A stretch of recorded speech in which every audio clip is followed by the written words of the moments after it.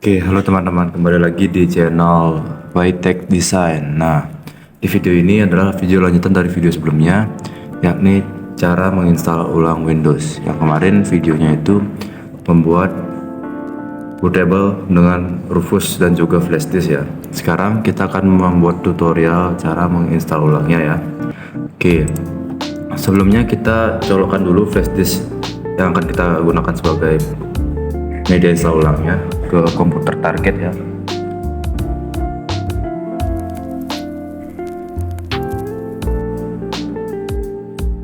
Ya, sudah terpasang rupanya. Oke, sudah terpasang. Kita perhatikan sini sudah benar apa belum. Jika sudah berarti aman. Sekarang kita perhatikan partisi yang ada di Windows ini. Di sini ada dua partisi dalam satu harddisk ya. Untuk mengeceknya lebih jelas, kita bisa cek di menu disk management, yaitu tinggal teman-teman klik start lalu ke disk management. Nah, di sini sudah ada ya. Ada dua device atau dua perangkat penyimpanan yang terbaca, yaitu disk 0 dan disk 1. Disk 0 ini adalah harddisk bawaan atau harddisk yang memang terpasang di komputer ataupun laptop teman-teman. Nah, disk 1 ini removable, ini kan ada tulisan removable. Itu adalah media penyimpanan dari flash disk kita. Di sini ada juga namanya flash disk gitu ya. Di sini teman-teman perlu perhatikan juga untuk data belajar ini adalah partisi kedua kita. Partisi pertama kita adalah di partisi C, yaitu partisi OS kita. Jika teman-teman belum ada dua partisi, ada dua ruangan, harddisknya belum dibagi menjadi dua bagian ya, seperti ini. Teman-teman bisa membaginya dengan cara teman-teman klik di bagian yang mau dibagi. Misalkan di sini teman-teman cuma punya local disk C atau OS C ataupun sistem C gitu misalkan. Teman-teman bisa klik kiri di sini di C ini yang ada tulisan C ini. Lalu teman-teman klik kanan dan teman-teman klik shrink volume.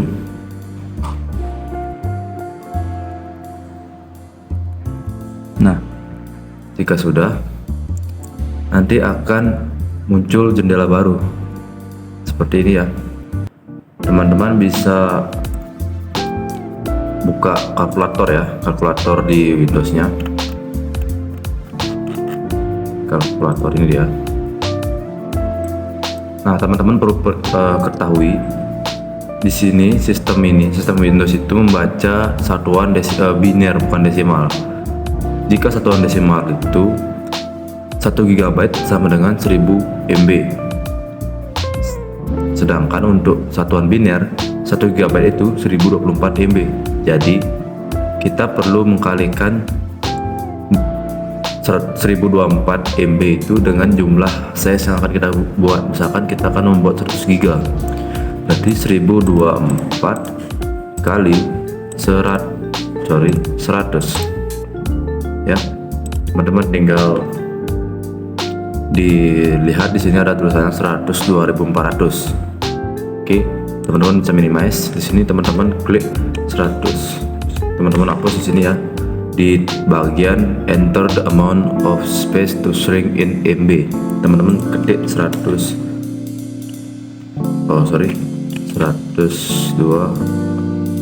Nah, di sini teman-teman tidak bisa menggunakan titik seperti di kalkulator kan ada titiknya ini. Teman-teman tidak bisa menggunakan titik, hanya bisa menggunakan angka saja di sini keterangannya. Jadi teman-teman seperti itu buatnya teman-teman. 100 2400 nyambung dia ya. Lalu teman-teman klik shrink. Nah, nanti otomatis dia akan terbagi lagi dia menjadi dua bagian lagi yang partisi C-nya. Jadi jika di data teman-teman hanya ada satu partisi atau satu bagian C ini aja, berarti dia akan jadi dua seperti ini. Yang ini sama yang ini teman-teman abaikan saja karena ini sistem punya ya. Yang kita perhatikan hanya di local disk C atau yang ada bagian C ini, yang local disk D atau data belajar atau ini, dan partisi baru yang kita buat. Atau jika teman-teman hanya punya satu, dia akan menjadi dua saja dia, C sama D nanti. Tapi ini belum ada kelihatan kan, entah itu C atau D atau F gitu kan. Teman-teman perlu klik kanan dulu di sini, klik kiri di sini di bagian kosong ini yang di unallocated ini. Unallocated artinya dia belum dialokasikan ke partisi mana, ke partisi C kah, ke partisi D kah, ke partisi E kah. Dia belum dialokasikan, belum bisa digunakan ini. Jadi teman-teman perlu klik kiri lalu klik kanan, klik new simple volume, lalu di sini akan muncul jendela baru. Teman-teman bisa klik next, lalu next lagi, lalu teman-teman bisa pilih di sini ada ke mana dia masuknya, ke local disk C kah, D kah, E kah. Tapi di sini karena nggak ada E berarti kita pakai G saja.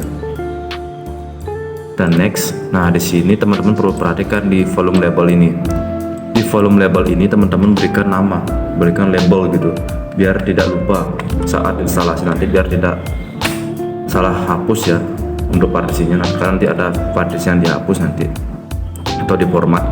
Jadi teman-teman buat aja misalkan data seperti ya, data, kita next, finish.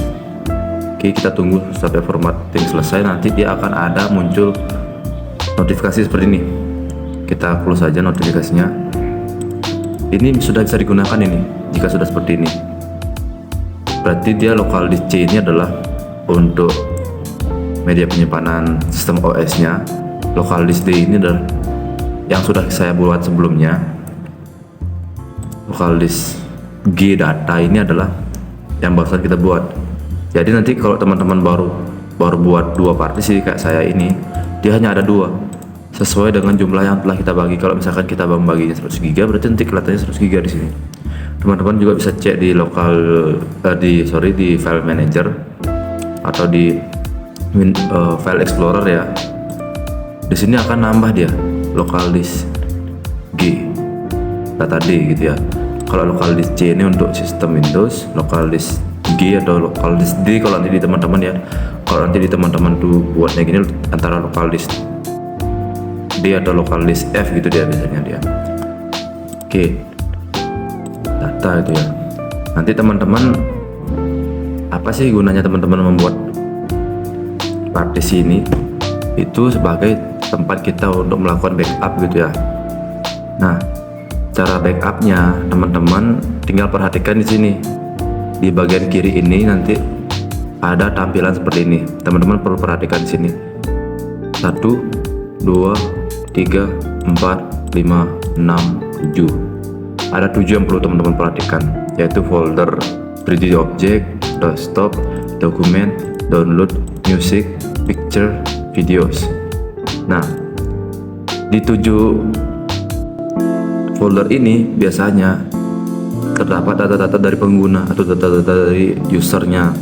Misalkan kita download file, biasanya di folder download. Kita buat dokumen, kita nyimpennya tidak tahu di mana, biasanya di dokumen dia gitu. Atau kita download sesuatu, kita nyimpennya di desktop dia gitu.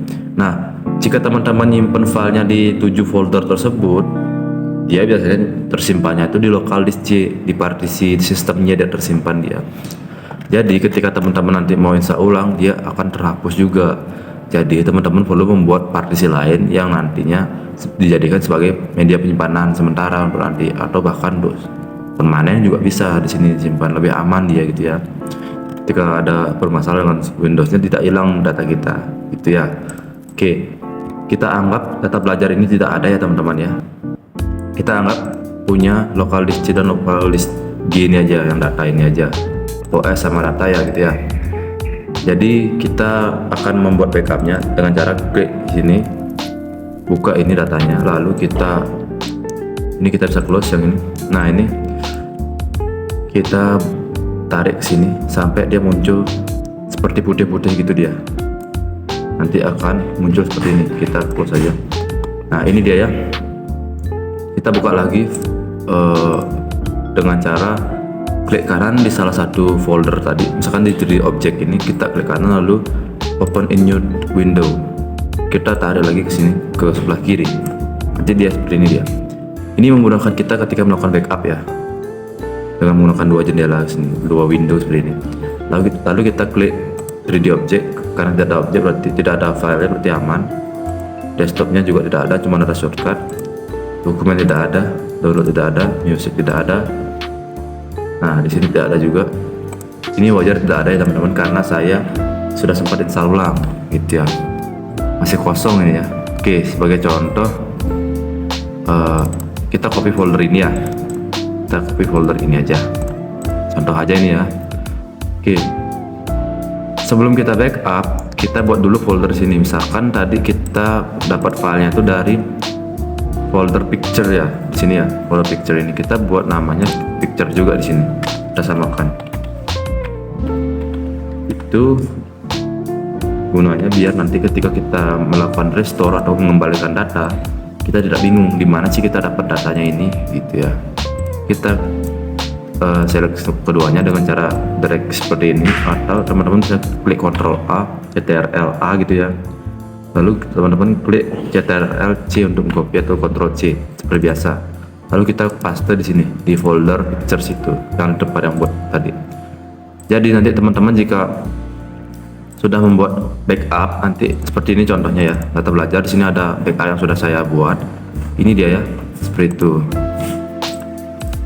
Oke, jika sudah selesai di backup, dia akan seperti ini ya, contohnya saya sudah sempat contohkan di sini. Ini dia. Caranya sama kayak yang saya contohkan tadi. Ini file yang sudah saya backup sebelumnya. Oke. Ini juga yang tadi yang baru kita buat. Oke, seperti itulah caranya untuk melakukan backup. Oke, sekarang kita bisa lanjut ke install ulangnya. Untuk install ulangnya teman-teman perlu tahu dulu dari motherboardnya itu apa sih, cara masuk ke BIOSnya gitu ya. Untuk di sini kebetulan saya menggunakan motherboard dari Asus ya.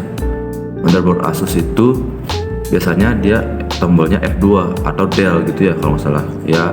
Teman-teman bisa cari dulu di internet sebelum teman-teman install ulang biar tidak bingung gitu ya. Nah, untuk di sini saya menggunakan tombol F2. Oke, sekarang kita contoh kan, teman-teman bisa klik restart dulu. Saya matikan dulu program layarnya. Oke teman-teman, sekarang klik menu start, lalu kita restart ya. Untuk setiap motherboard beda-beda. Kalau misalkan laptop bisa dicari mereknya ya, misalkan laptopnya itu mereknya Asus, cari aja misalkan apa F2 gitu. Jika mereknya HP, cari aja apa. Kalau misalkan di motherboard PC, kebetulan yang saya tahu itu F10 ya. Di laptop juga sama, yang saya tahu F10. Untuk merek Dell dan lain sebagainya itu Acer, itu bisa teman-teman cari di internet gitu ya.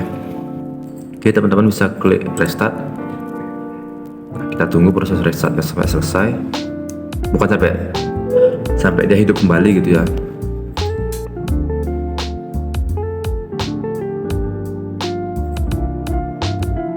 Nah, di sini teman-teman perlu klik tombol F2 secepatnya gitu ya, biar dia langsung masuk ke mode BIOS. Seperti inilah tampilan BIOS saya ya. Sebentar saya perbaiki kamera dulu. Nah, seperti inilah tampilannya. Oke, teman-teman kalau misalkan tampilannya berbeda, bisa dicari tutorialnya cara menggunakannya. Tapi intinya sama, kita mengatur boot priority. Boot priority ini adalah kita mau boot atau mau memulai sebuah sistem dari mana. Di sini ada 4 cara, yaitu dari Windows, dari Realtek, dari USB. USB ini ada 2 karena dia partisinya ada 2 USB tadi. Kalau teman-teman perhatikan ada 2 tadi partisi dari USB saya. Tapi teman-teman tidak perlu bingung, teman-teman tinggal cari aja. Kalau misalkan teman-teman 64 bit, dia biasanya UEFI dia kan tulisannya. Teman-teman tinggal tarik aja nih ke atas, tinggal klik tarik ke atas, tinggal klik kiri tarik ke atas, seperti itu ya. Ini diklik aja, nanti dia akan otomatis. Kalau misalkan tidak bisa di sini, nanti dia ke bawahnya dia, seperti itu dia. Kalau tidak bisa juga di sini, dia ke bawahnya lagi, dia lagi boot ke Windowsnya, dia akan masuk ke Windows lagi. Tapi kalau berhasil, dia akan masuk ke USB-nya, akan bisa langsung ke proses install ulangnya, seperti ya. Nah, kalau misalkan tampilannya berbeda, tidak seperti ini, teman-teman bisa sesuaikan aja ya, dicari tutorial di internet, karena setiap motherboard beda-beda. Ini adalah motherboard Corolla terbaru ya, saya kurang tahu keluaran tahun 2000 berapa ini, 2019 kah 2020 kah, saya kurang tahu juga. Oke, teman-teman bisa save-nya dengan cara klik tombol ini, save and exit, atau tombol F10 di keyboard. Saya klik aja di sini. Lalu kita oke. Kita tunggu proses sampai selesai ya. Proses restartnya lagi, dia akan restart lagi.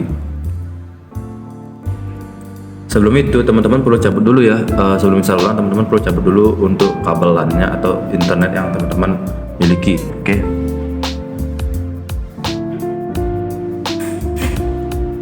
Itu gunanya agar teman-teman tidak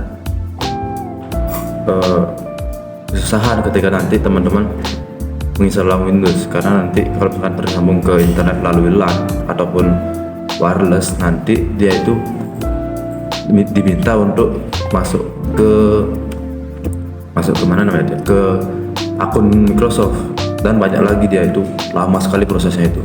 Jadi untuk mengatasi itu teman-teman bisa mencabut dulu kabel LAN ataupun kabel internet teman-teman. Nanti akan saya jelaskan lagi bagaimana maksud saya itu. Di sini untuk language-nya kita hanya bisa memilih English saja sesuai dengan yang telah kita download kemarin. Untuk time and currency, untuk waktu dan mata uang, kita pilih Indonesia. Nah, ini Indonesia. Untuk keyboardnya kita pakai US saja, karena QWERTY yang kita pakai di Indonesia berarti itu US ya. Kita next, lalu kita install.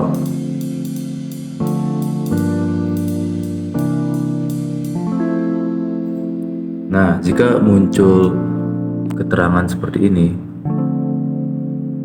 jika teman-teman memiliki kode aktivasi atau produk key dari Microsoft Office, Microsoft Windows 10 gitu ya, yang kita install sekarang ini, teman-teman bisa memasukkannya di sini. Jika teman-teman membeli secara original gitu ya. Jika teman-teman tidak memilikinya, teman-teman bisa mengklik I don't have a product key. Oke. Di sini, jika teman-teman mendownloadnya dari situs original Windows, biasanya dia sedikit adanya ya. Ini saya mendownloadnya dari situs lain ya, dari situs, jika teman-teman tahu, saya downloadnya dari situs kuiha.com. Itu situs yang menyediakan software-software dan juga ISO dari Windows dan juga beberapa sistem operasi secara gratis ya, bajakan, tapi teman-teman tidak jangan disalahgunakan ya, hanya digunakan untuk keperluan edukasi saja. Jadi saya gunakan untuk keperluan edukasi juga untuk teman-teman. Oke, di sini ada banyak jenisnya. Yang akan kita install itu adalah yang Windows 10 Pro ini ya, yang Pro biasa. Oke, kita next. Di sini teman-teman tinggal tinggal accept aja dengan cara klik centang sini biar sampai tercentang, lalu kita next. Di sini teman-teman ada dua pilihan, yaitu upgrade dan custom. Jika teman-teman mau upgrade tanpa menghilangkan data-data, teman-teman bisa klik ini, yaitu upgrade dari Windows 7 ke Windows 10, dari Windows 8.1 ke Windows 10 seperti itu misalnya, atau dari Windows 10 ke Windows 11 gitu ya. Tapi saya tidak menyarankan menggunakan upgrade ini karena akan memakan lebih banyak penyimpanan seperti itu. Jadi data Windows lama itu ditimpa, jadi dia nggak dihapus dia. Jadi jika teman-teman mau upgrade ataupun mau downgrade atau menurunkan versi misalkan dari Windows 11 ke Windows 10 dan juga mau menginstal ulang, saya sarankan pakai yang custom ini. Untuk penjelasannya nanti saya jelaskan. Nah, teman-teman nanti perlu, tadi sebelum gini saya kelupaan untuk menjelaskan. Sebelum teman-teman melakukan install ulang, teman-teman harus ingat dulu berapa ukuran dari harddisk berapa ukuran dari partisi Windows-nya tadi. Jika partisi Windows teman-teman tadi ukurannya 100 GB, tadi saya ukurannya itu 106,5 GB ya, tadi saya ingat ukurannya. Tapi jika teman-teman itu tipe pelupa, teman-teman bisa mencatatnya ya di kertas ataupun di HP. Yang penting ada catatannya. Jika teman-teman pas ketika membuat partisi menggunakan disk management, jika teman-teman sudah mengisi volume label atau namanya, dia akan kelihatan di sini data belajar dan data. Ini adalah dua partisi yang saya telah buat sebelumnya. Ini yang sebelum saya buat videonya, ini sudah saya buat. Ini yang pas saya buat sebelum diinstal ulang tadi.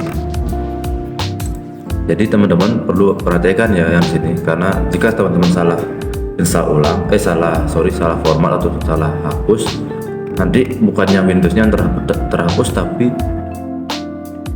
data teman-teman yang terhapus gitu ya. Teman-teman perlu format yang di sini ya, di partisi satu ini teman-teman format. Oke, setelah di format, kita format di partisi C nya ini, partisi Windowsnya ya. Tadi partisi Windowsnya di 100 GB, 106,5 GB ukurannya. Seperti sini saya klik, lalu saya format. Di sini free space-nya 79 GB. Setelah saya format akan bertambah dia harusnya. Nah, bertambah kan dia. Artinya sudah terhapus data-data Windows-nya. Lalu kita tinggal pilih next.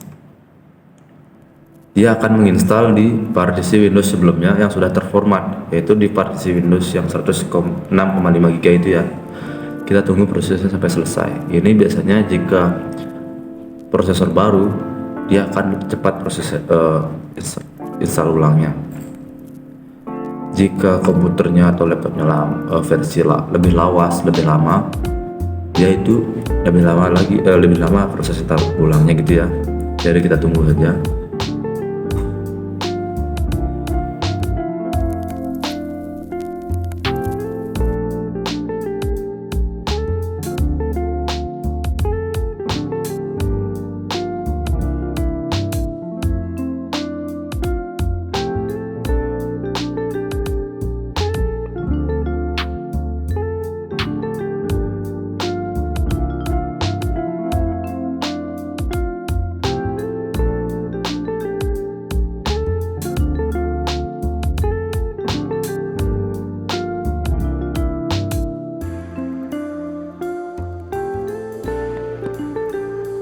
Oke, setelah selesai proses loading restartnya ya, tadi cukup lama rupanya. Oke, untuk regionnya atau wilayah kita pilih Indonesia karena kita tinggal di Indonesia ya, atau kalau misalnya teman-teman tinggal di tempat lain bisa disesuaikan. Kita yes. Lalu untuk keyboardnya kita pakai US. Yes, kalau misalkan ada seperti ini kita skip aja. Nah, disinilah kita fungsinya tadi untuk mencabut kabel Ethernet atau kabel internet atau kabel LAN gitu ya, agar tidak terdeteksi kita menggunakan internet. Kalau kita menggunakan internet nanti kita akan lebih lama lagi proses install ulangnya gitu ya, lebih ribet lagi dia. Jadi kita cabut aja kabelnya supaya tidak ada internet. Di sini kan udah not connected, artinya belum terkoneksi dia ke internet. Nah, kalau misalkan teman-teman ada wireless cardnya atau ada kartu untuk ada namanya wireless card untuk menangkap sinyal wifi gitu ya, untuk di PC. Kalau misalkan di laptop biasanya langsung kelihatan di sini ya, karena udah ada wireless cardnya untuk di laptop. Teman-teman jangan disambungkan ke internet, biarpun kita diminta untuk menyambungkan ke internet jangan disambungkan. Kita klik aja I don't have internet, lalu kita pilih continue with limit setup di kiri pojok bawah itu ya. Kita tunggu.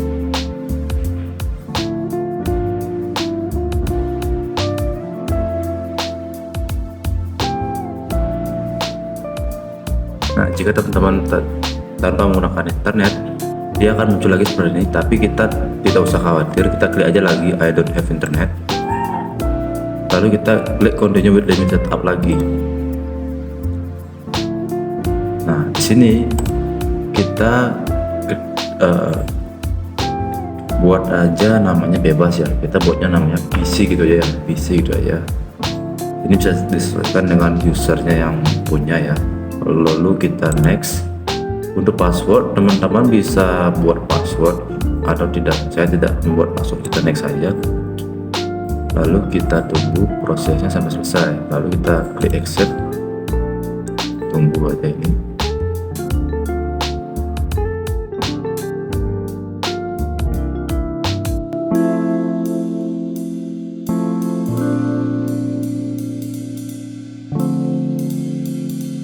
Oke, jika sudah selesai akan muncul seperti ini ya. Ini sudah selesai. Kalau misalkan ada notifikasi seperti tadi, teman-teman tinggal klik maybe later aja. Oke, jika sudah selesai akan seperti ini. Jika teman-teman download dari situs Kuiha, akan ada tampilan ini ya, akan ada shortcut 2 ini. Jika tidak, biasanya dia itu seperti ini aja biasanya.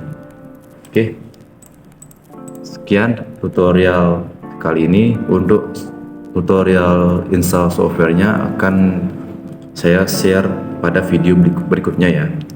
See you next in video.